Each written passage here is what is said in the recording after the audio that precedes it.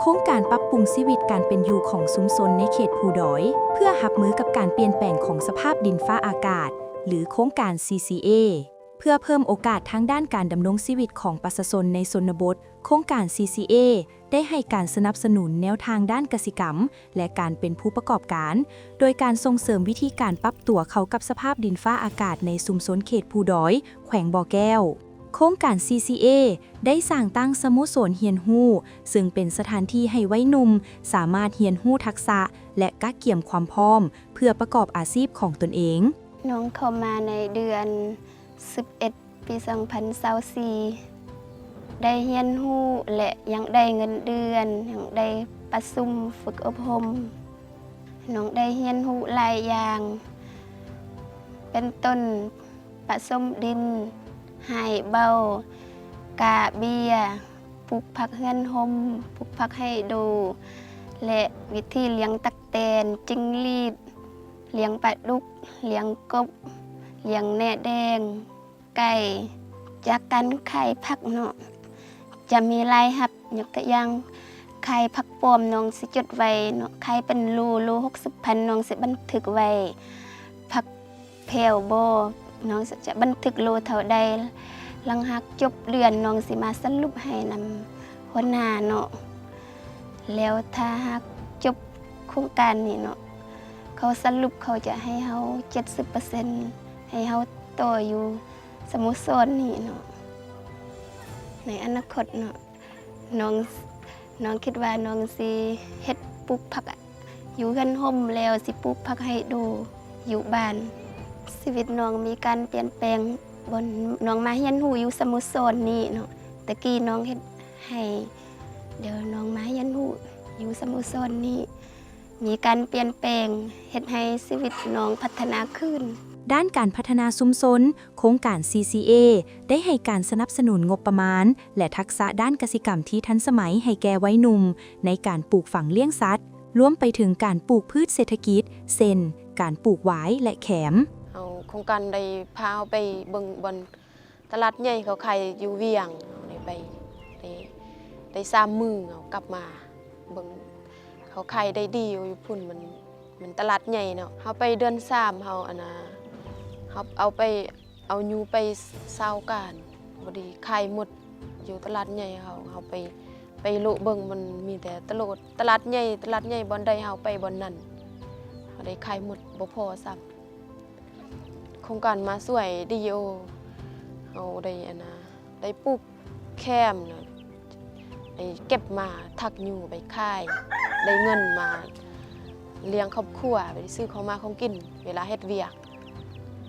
แต่กี้ยังบ่ทันได้ปลูกนี่เวลาไปเก็บอยู่ปู่อยู่ป่ามันยากหลายคนได้ยัดกันบางมือบ่ได้เดี๋ยวนี้มานะปลูกอยู่ส่วนของตนเองเวลาไปเก็บสบายมันบ่ตึบมีแต่โลเก็บแล้วได้แล้วมาเฮ็ดอันอยู่เฮือนอันนี้ของการเข้ามาช่วยปลูกแคมนี่เขาว่าจ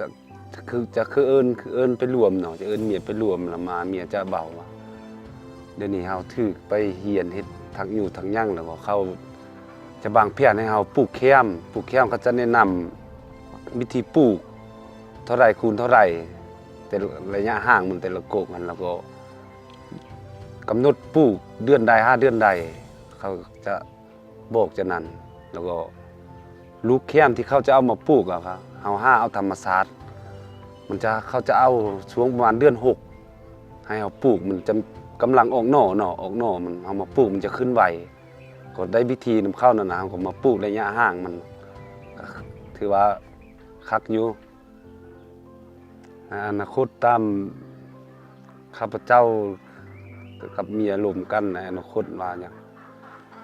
จะเพิ่มหมักเดือยกับเข้มนี่ให้มันเป็นอยากหลุดพ้นการเฮ็ดไห้นะให้มันมีอาชีพแบบเสริมการเฮ็ดไห้มันจะสูงเฮ็ดไห้ก็ได้อยู่แต่ว่ามันเลือกเหี่ยงลำบากปลูกเข้มนี่ปีนึงปลูกเขาก็ปานมันยากขึ้นเขาก็ไปตัดมันก็สบายนึงหมักเดือยหมักย่างคือเดียวเขาก็เสียหญ้าเทื่อนึงก็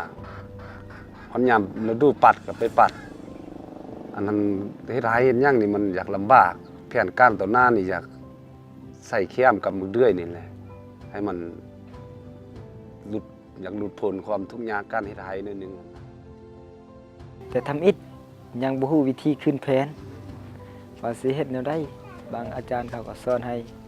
ว่าขึ้นแนวนี้เว้าแนวนี้เขียนแนวนี้แล้วก็เขียนไปนำเขา แล้วก็อยากเลี้ยงเป็ดนี่ก็เพราะว่าอยู่บ้านนี่ยังบ่มีเป็ดเลี้ยงเป็นอันอาชีพเถืออยากเฮ็ดอาชีพเสริมกลายเป็นอาชีพหลักตอนที่ได้เงินมาหั่นแม่นเดือน12ประมาณวันที่20ปลายนี่แหละเฮาได้เงินมาแล้วก็เริ่มซื้ออุปกรณ์ปลูกอันคอกสร้างคอกไข่เป็ดอยู่นี่ตอนนั้นหมดประมาณนั้น3 ล้านปลาย10 เดือนนี่แหละได้ขายออกหมดเป็ดจงไว้แต่พอพันไม่พัน15 ตัวได้เงินอัน9 ล้าน2แสนตั้งแต่เลี้ยงเป็ดมาก็รู้สึกอันการใช้จ่ายก็อันลดทอนการออกตลาดแล้วก็อันรายรับก็เพิ่มขึ้นถ้าประชาชนเฮามีเวียกเฮ็ดได้หนึ่งที่มั่นคงแล้วเขาจะลดทอนในการทางให้เส้นอันปีหนึ่งให้เขาเฮ็ดอัน2 ปีให้เขาเฮ็ดบอนเดียวละเส้นอย่างทางไปทำอิฐก็ให้ใส่เขาก็ใส่แล้วว่าปีที่2ให้ปลูกมักเดือย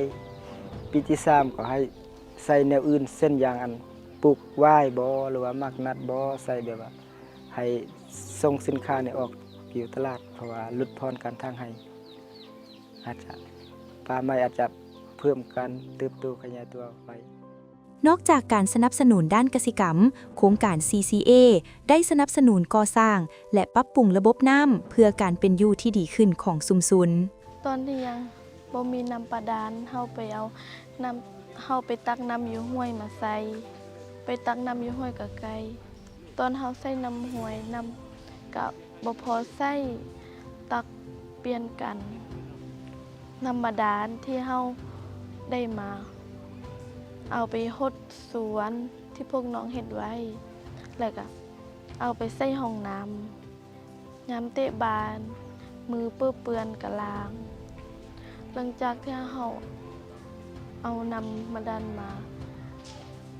ใส่กะสบายหน่อยนึงโดยบ่ต้องไปตักอยู่ห้วยอีกคือเก่าเวลาที่เราใส่น้ำบาดาลเราก็ใส่ไฟ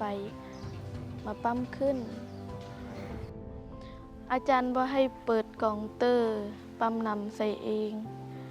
เพราะว่ายานไฟสดแล้วก็บ่ต้องเปิดน้ำปะไว้เพื่อ